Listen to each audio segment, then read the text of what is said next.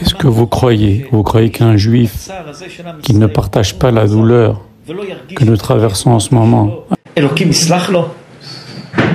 Akadosh Baruch Hu, Dieu va lui pardonner, sans parler que normalement tous les êtres humains devraient réagir.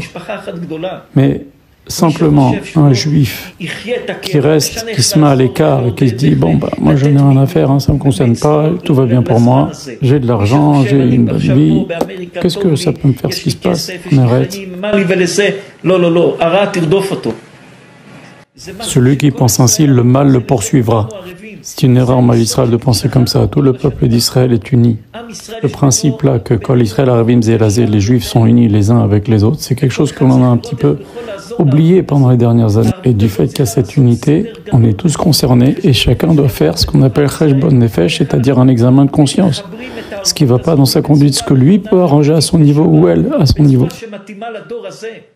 Chacun doit aussi réfléchir comment renforcer cette unité qui doit exister entre nous, entre chaque juif, quel que soit l'endroit où il se trouve dans le monde. Il ne suffit pas de dire on est un peu plus unis. Il faut que chacun ait une part dans cette unité-là.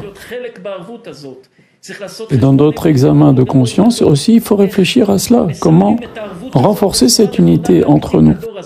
Chacun doit se poser la question par rapport à lui-même. Ça ne suffit pas des mots de dire nous sommes un peuple uni. Il faut le sentir, il faut le traduire avec du concret.